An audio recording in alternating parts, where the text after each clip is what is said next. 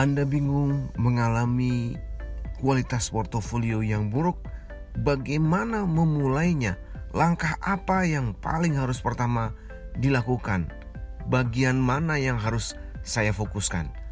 Kali ini saya akan membagikan rahasia pengalaman yang sudah terbukti bertahun-tahun, berpuluh-puluh tahun mengakibatkan perbaikan kualitas portofolio. Simak terus yang satu ini.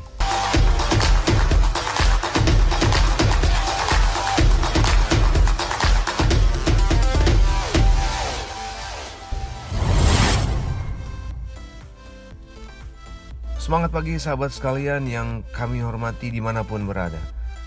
Begitu banyak problem, masalah kualitas kredit yang terjadi di berbagai macam bank yang ada di Indonesia, bahkan mungkin di belahan dunia manapun.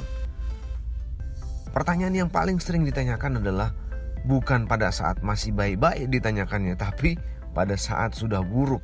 Orang bingung dan akhirnya menanyakan bagaimana nih caranya kita untuk memperbaikinya. Video kali ini akan menjelaskan rahasia paling penting yang harus diketahui oleh semua orang untuk itu. Sebelum kita mulai, jangan lupa subscribe, like, share, komen, dan bunyikan lonceng notifikasinya agar Anda menjadi orang yang paling beruntung karena mengetahui informasi ini yang jarang sekali diketahui oleh berbagai macam pihak.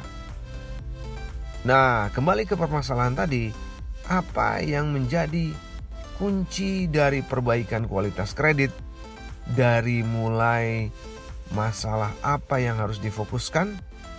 Maka kuncinya adalah memfokuskan pada perbaikan kualitas portofolio di awal. Di tim yang baru saja menunggak, bahkan tim yang menjaga paling depan ketika nasabah itu masih lancar. Tim yang menjaga nasabah masih lancar inilah yang harus menjadi fokus dari perbaikan kualitas kredit. Mengapa hal itu bisa terjadi? Ada beberapa hal yang harus diketahui. Yang pertama adalah bahwa dengan menjaga kualitas portofolio kredit di bagian awal, maka kita akan lebih bisa menjaga konsistensi dari kualitas kredit tersebut. Beda kalau kita menjaganya sudah dia menunggak. Kalau sudah dia menunggak 3 bulan, 4 bulan, kita akan sulit bisa menjaga karena begitu banyak nasabah yang tidak kita jaga di awal pada saat dia belum menunggak, sehingga akhirnya mereka ketika menunggak menjadi air bah yang turun ke portofolio berikutnya atau ke tim-tim berikutnya, ke tim 1 bulan, ke tim 2 bulan, ke tim 3 bulan, dan seterusnya. Itu yang pertama. Yang kedua adalah menjaga di awal, melibatkan lebih banyak orang, karena ia akan juga melibatkan orang-orang yang turut membantu pada saat kredit tersebut dicairkan. Pada saat kredit dicairkan, maka biasanya tim penjual relatif setelah itu menjadi tidak begitu peduli. Sehingga semua dilimpahkan kepada orang atau tim yang menjaga supaya dia tetap lancar. Ini adalah sebuah kesalahan yang mana bisa diperbaiki ketika kita fokus menjaga pelanggan-pelanggan tetap lancar membayar dengan melibatkan orang yang dahulu dia pada saat awal sebelumnya menjadi nasabah. Dengan strategi ini, maka kita akan melihat bahwa lebih banyak kerjasama, lebih banyak gotong royong satu perusahaan untuk membantu menjaga kualitas kredit bersama. Karena kalau tidak dijaga, maka perusahaan bisa banyak tunggakan dan akhirnya tutup karena tidak bisa membayar biaya operasional perusahaan. Alasan ketiga adalah akan mengurangi resiko yang terjadi ketika nasabah sudah lama tidak membayar.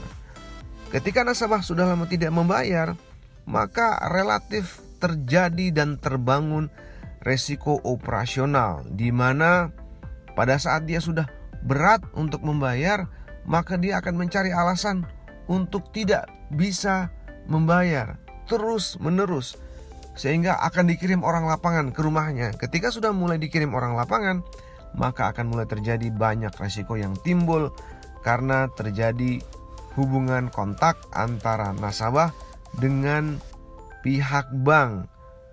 Inilah yang disebut dengan debt collector trap. Debt collector trap adalah saat dimana kita dengan bangga mengirim orang ke lapangan untuk bertemu dengan nasabah. Padahal saat itulah terjadi berbagai macam resiko operasional, dari mulai resiko fisik, resiko pencurian, resiko penipuan, resiko nama baik, dan macam-macam yang mungkin timbul. Kesimpulannya dari ketiga hal tersebut di atas adalah bahwa menjaga dengan rajin dan tekun dengan kebersamaan di awal nasabah ketika lancar adalah kunci keberhasilan paling utama dari semua perbaikan kualitas kredit. Ini pun bisa kita buat kecenderungannya, kita bisa buat modelnya. Bagaimana kalau kita menjaga semua nasabah baik di awal dibandingkan dengan kita menjaga, mengejar, memburu nasabah ketika dia sudah lama tidak membayar. Terima kasih. Semoga memotivasi, menginspirasi. Assalamualaikum, selamat pagi, semangat pagi. Jangan lupa subscribe, like, comment, and share, dan bunyikan lonceng notifikasinya.